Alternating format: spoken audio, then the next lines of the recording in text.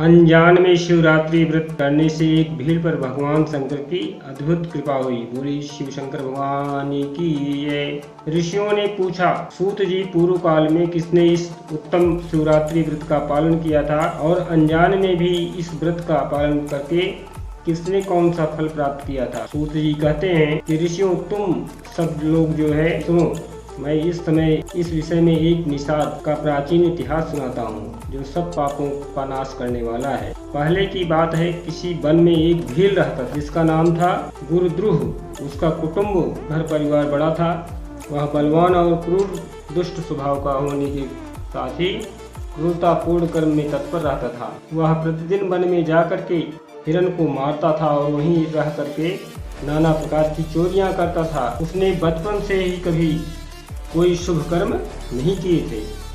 इस प्रकार वन में जंगल में रहते हुए उसे उस दुरात्मा भील का बहुत समय बीत गया। तदंतर एक दिन बड़ी सुंदर एवं शुभ कारक शिवरात्रि आई, किंतु वह दुरात्मा घने जंगल में निवास करने वाला था, इसलिए उस व्रत को नहीं जानता था। उसी दिन उस भील के माता पिता और पत्नी ने भूख से पीड़ित होकर उससे निवेदन किया, बनेचर हमें खाने को दो। उनके इस प्रकार याचना करने पर वह तुरंत धनुष लेकर चल दिया और मृगों के शिकार के लिए सारे वन में घूमने लगा। दैव योग से उसे उस दिन कुछ भी नहीं मिला और सूर्य अस्त हो गया, यानी सूर्य डूब गया। इससे जो है उसको बड़ा दुख हुआ और वह सोचने लगा, अब मैं क्या कहूँ, कहाँ जाऊँ, आज तो कुछ नहीं मिला। घर में जो बच्चे हैं उनका तथा माता पिता का क्या होगा, मेरी जो पत्नी है उसकी भी क्या दशा होगी। अतः मुझे कुछ लेकर ही घर जाना चाहिए, अन्यथा नहीं। ऐसा सोच करके वह व्याध था बहेलिया, वह जलाशय के समीप पास में पहुंच गया। तो जहाँ पानी में उतरने का ढाल था वहीं जाकर के वह खड़ा हो गया। वह मन ही मन विचार कर रहा था कि यहाँ कोई न कोई जीव जो है पानी पीने के लिए अवश्य आएंगे, उसी को मार करके कृतज्ञ हो जाएंगे। इस तरह से जो है वह प्रसन्नता खुशी के साथ जो है प्रसन्नतापूर्वक घर जाने के लिए सोच रहा था। ऐसा निश्चय करके वह व्याघ जो है एक बेल के पेड़ पर चढ़ गया और वहीं जल साथ लेकर के बैठ गया। उसके मन में केवल यही चिंता थी कि कब कोई जीव आएगा और कब मैं उसे मारूंगा। इसी प्रतीक्षा में, इंतजार में भूख और प्यास से पीड़ित हो वह बैठा रहा। उस बहेलिये ने जो है रात के पहले पहर में प्यासी हरड़ी यानी कि हिरणी को देखा। वह हिरणी वहाँ आ गई जो चकित होकर के जोर जोर से चौपड़ी भर रही थी।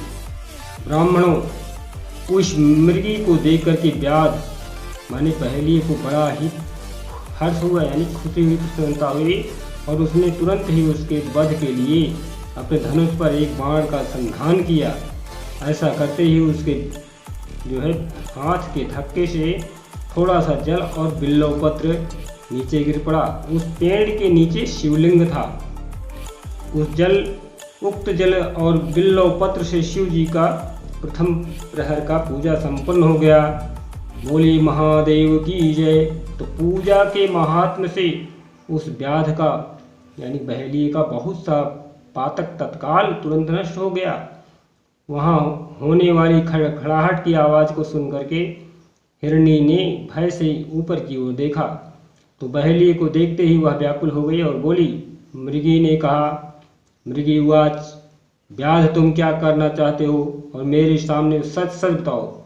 तो हिरणी की इस बात को सुन करके वह बहेलिये ने कहा, आज मेरे घर परिवार के लोग जो है भूखे हैं, तुमको मार करके उनकी भूख मिटाऊंगा, उन्हें तृप्त करूंगा, यानी संतुष्ट करूंगा।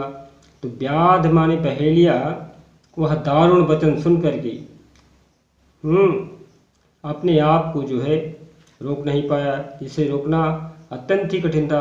उस दुष्ट भील को बाण ताने देख करके मृगी सोचने लगी कि अब मैं क्या करूं, कहाँ जाऊं, अच्छा कोई उपाय रखती हूं।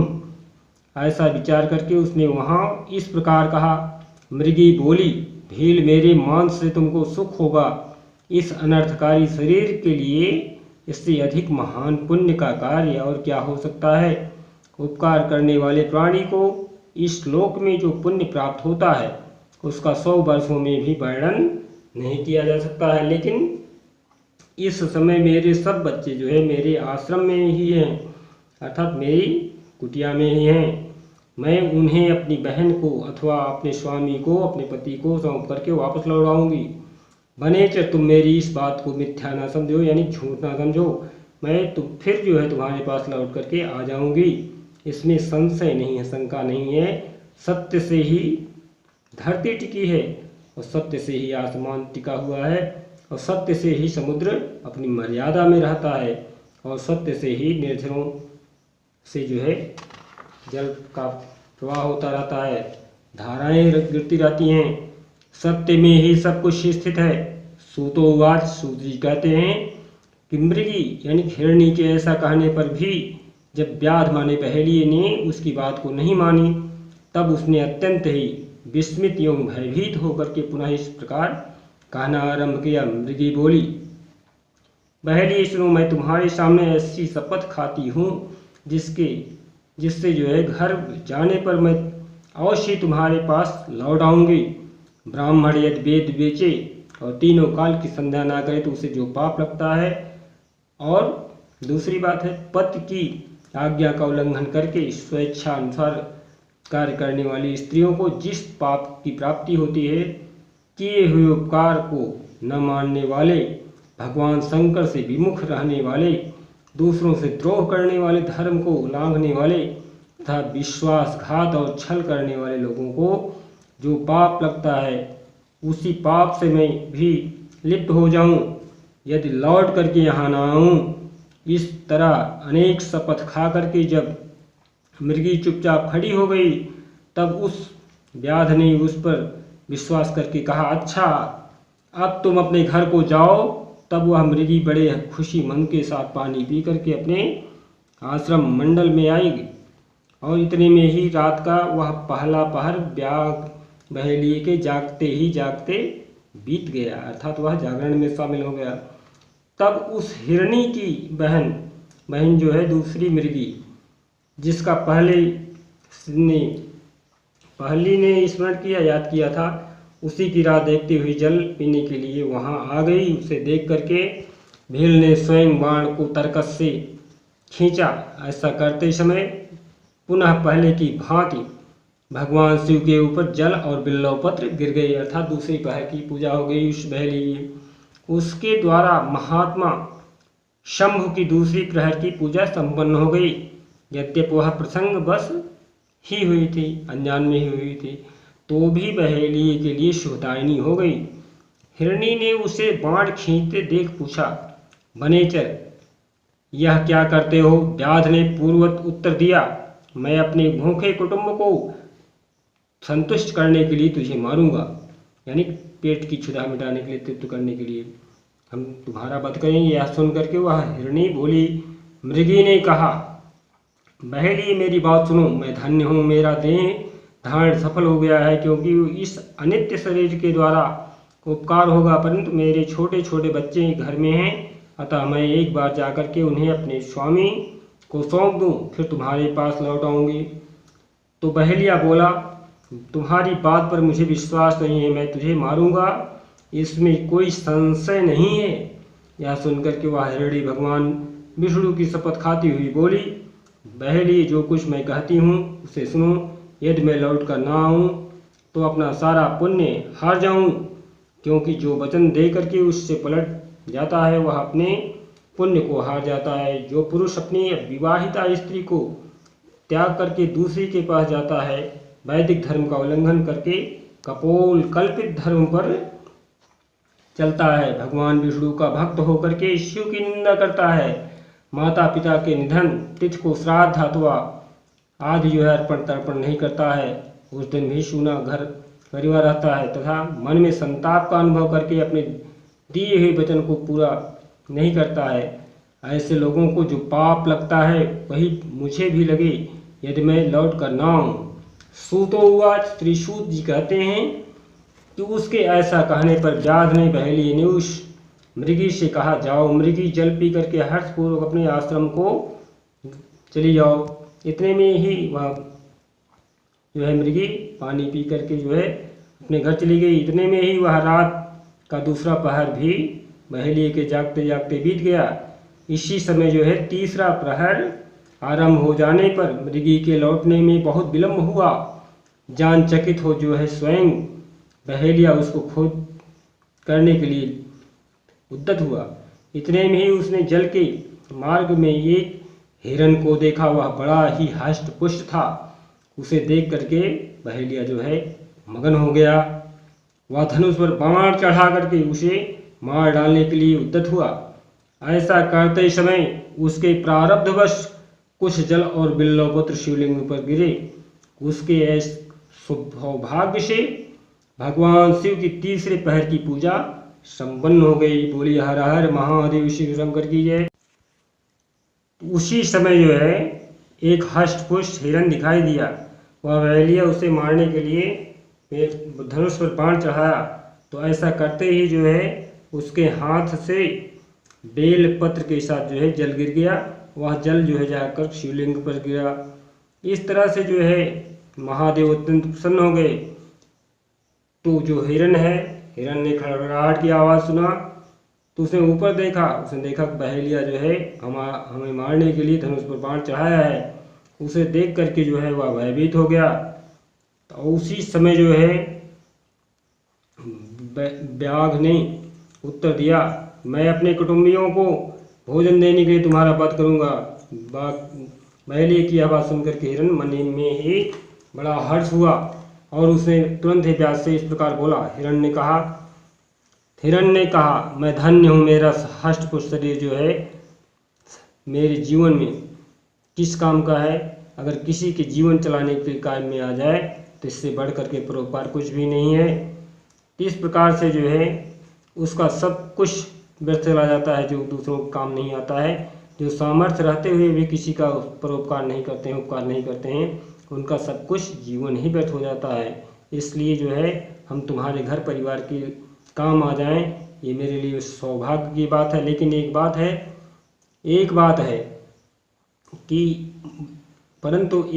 है कि मुझे जाने दो। मैं अपने बालकों को उनकी माता के साथ मिल करके उन्हें सौंप करके धीरज बढ़ा करके यहाँ लौट आऊँगा। ऐसा जो है कहने पर व्याघ्र ने मन ही मन बड़ा विस्मित हुआ। बहेलिया ने विस्मित हुआ। उसका हृदय सब कुछ जो है शुद्ध हो गया था। उसके सारे पाप नष्ट हो चुके थे। इसी प्रकार से जो है बाघ ने कहा कि जो यहाँ आए हैं वह सब तुम्हारी ही तरह बात बना कर चले गए हैं और तुम्हारा क्या भरोसा है कि तुम लौट कर आओ या न लाओ।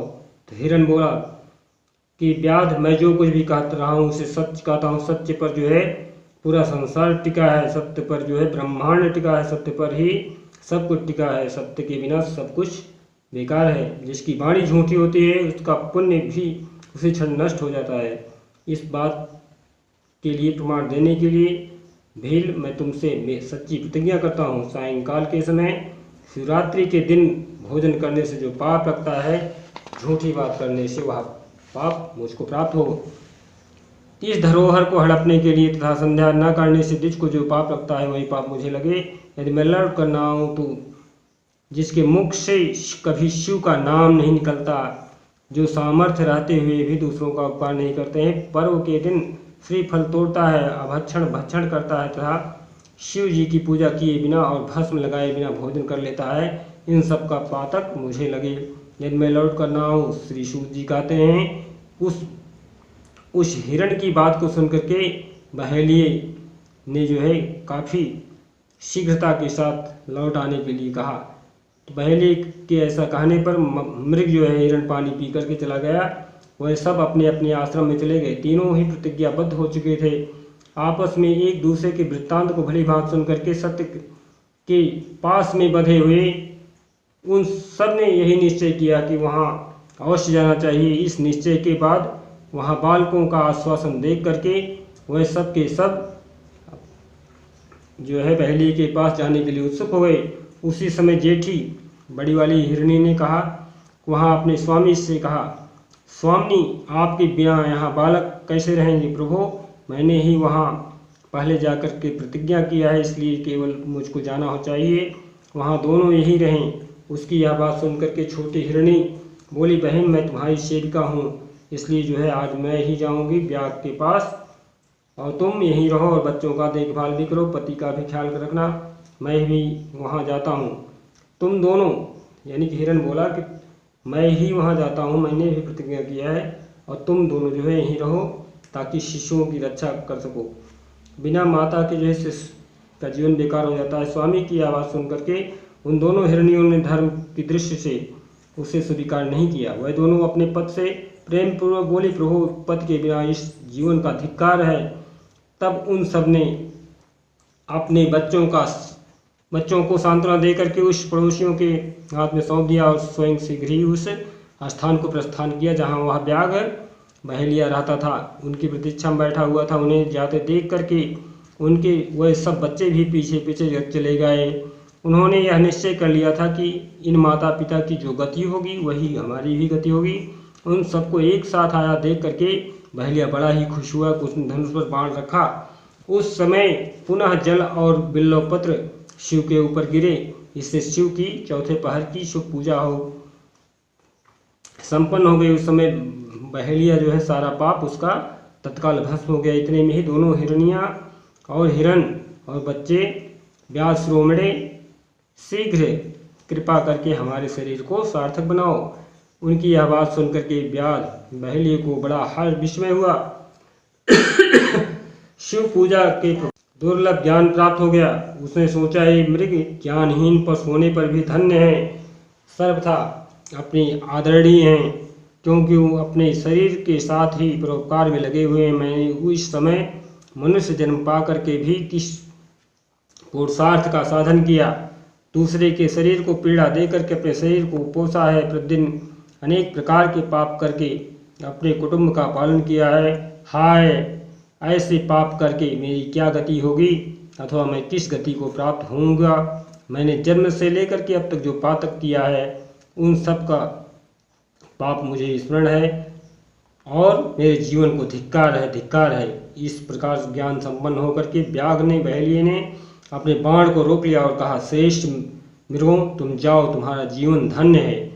बहेलिये के ऐसा कहने पर भगवान शंकर तत्काल प्रसन्न हो गए और उन्होंने जो है बहेलिये को अपने सम्मानित एवं पूजित स्वरूप का दर्शन कराया तथा कृपा पूर्वक जो है उसके शरीर का स्पर्श करके उससे प्रेम से कहा, भील मैं तुम्हारे व्रत से अत्यंत ही प्रसन्न हूँ, वर मांगो। तो बहेलिये ने कहा, भगवान शिव के उस रूप को देख करके तत्काल जीव मुक्त हो गया और मैंने सब कुछ पा लिया। यूँ कहता हुआ वह बहेलिया भगवान के श्री चरण कमलों में गिर पड़ा। उसके इस भाव को देख करके भगवान शिव भी मन ही मन बड़े प्रसन्न हुए और उसे गुह नाम दे करके कृपा दृष्टि से देखते हुए उन्होंने उसे दिव्य वर दिया। शिव जी बोले, व्यास सुनो, आज से तुम श्रृंगवेरपुर में उत्तम राजधानी का आश्रय ले दिव्य भोगों का उपभोग करोगे। तुम्हारे वंश की जो है वृद्धि निर्विघ्न रूप से होती रहेगी, देवता भी तुम्हारी प्रसन्नता करेंगे। बहेलिये मेरे भक्तों पर स्नेह रखने वाले भगवान श्री राम एक दिन निश्चय ही तुम्हारे घर पधारेंगे और तुम्हारे साथ मित्रता का व्यवहार करेंगे।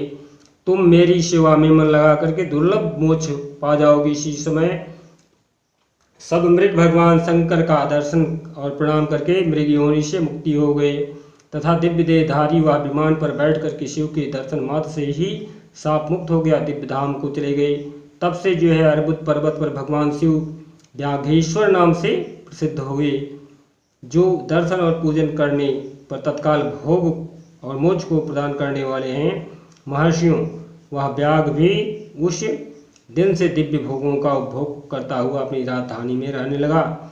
उसने भगवान श्री राम की कृपा पाकर के शिव का सायुज्य प्राप्त किया और अनजान में ही इस व्रत का अनुष्ठान करने से उसको सायुज्य मोक्ष मिल गया। फिर भी जो भक्ति भाव से संपन्न होकर इस व्रत को करता है वह शिव का शुभ सायुज्य प्राप्त कर लेते हैं। इसके लिए जो है तो कहना ही क्या है, संपूर्ण शास्त्रों तथा अनेक प्रकार के धर्मों के विषय में भली भांत विचार करके इस शिवरात्रि व्रत को सबसे उत्तम बताया गया है। इस श्लोक में जो नाना प्रकार के व्रत, विविध तीर्थ, भांत भांत के विचित्र दान, अनेक प्रकार के यज्ञ, तरह तरह के ताप तथा बहुत से जप व इस शिवरात्रि व्रत को समानता नहीं कर सकते हैं।